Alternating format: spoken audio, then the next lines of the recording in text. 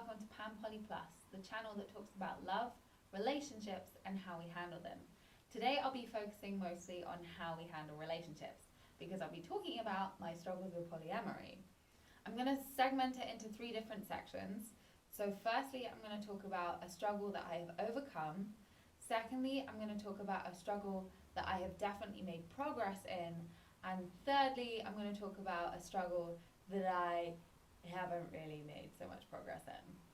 So firstly, I used to struggle with being unable to articulate what I enjoy and don't enjoy in sex, because often I associated the gratification experience for my partner as part of the sexual experience in being intimate.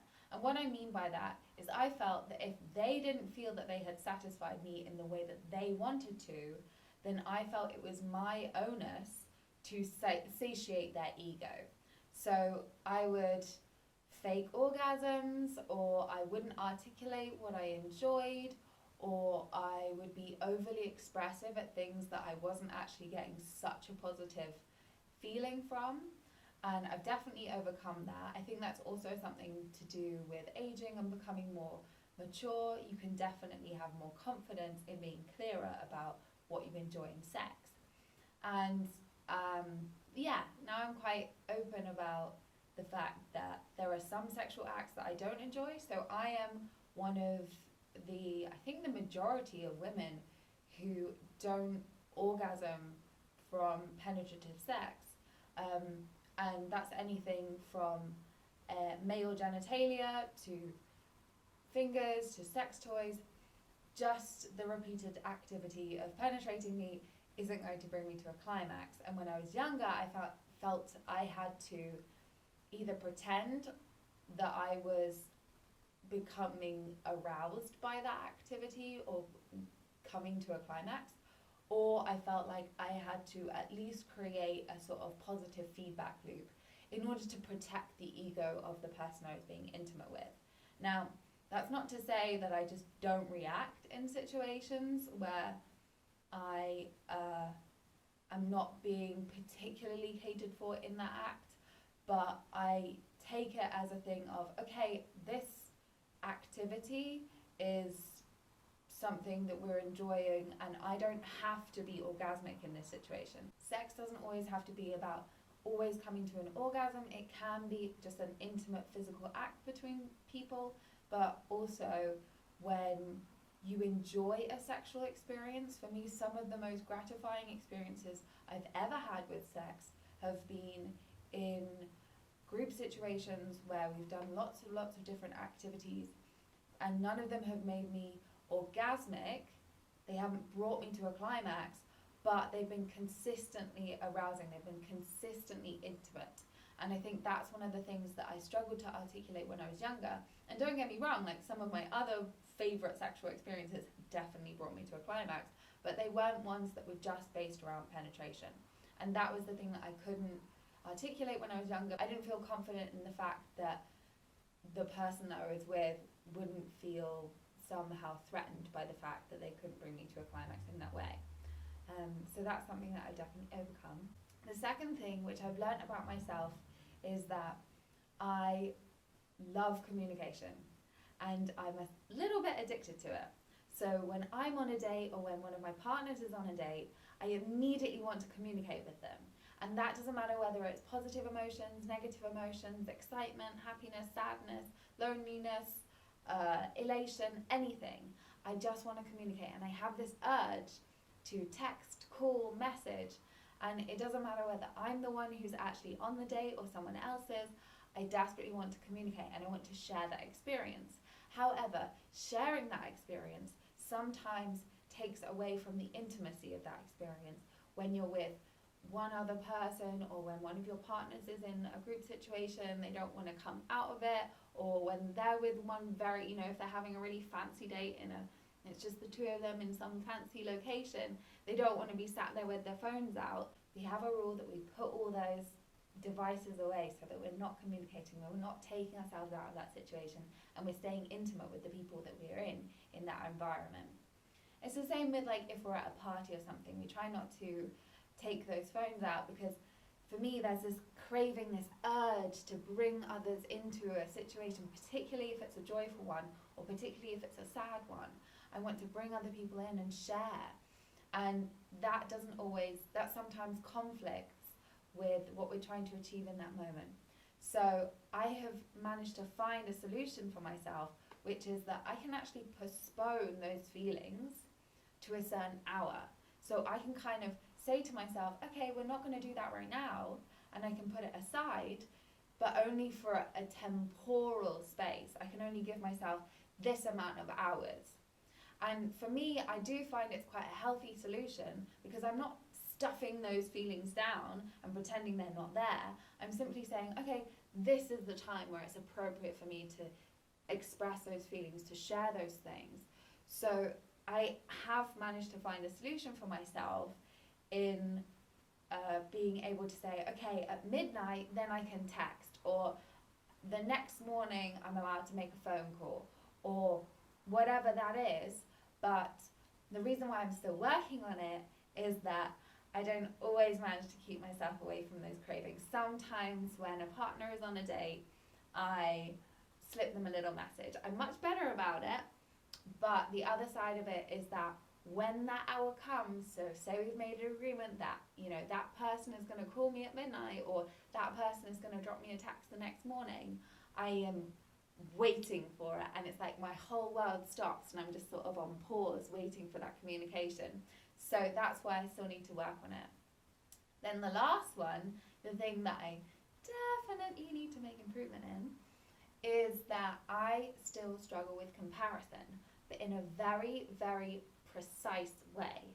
So most people struggle with comparison in the way of like how much time you get, what kind of things you get to do on a date, body types, the luxury of experiences, where you're going, say one couple goes on holiday and then their metamours want to go too, like all these kind of things. That's not a problem for me. But for me, the very specific issue that I struggle with is comparison in the skill sets and the academic interests that I invest in. Because if someone who I'm dating or one of my partners is dating crosses over in those fields and they're particularly talented or particularly clever in a way that I really, really am honed into, I feel very, very much like I have to compete. I feel like I start to compare myself to that person, and then I feel myself getting this pressure to be like, okay, I don't have to be better than them, but I have to be equal.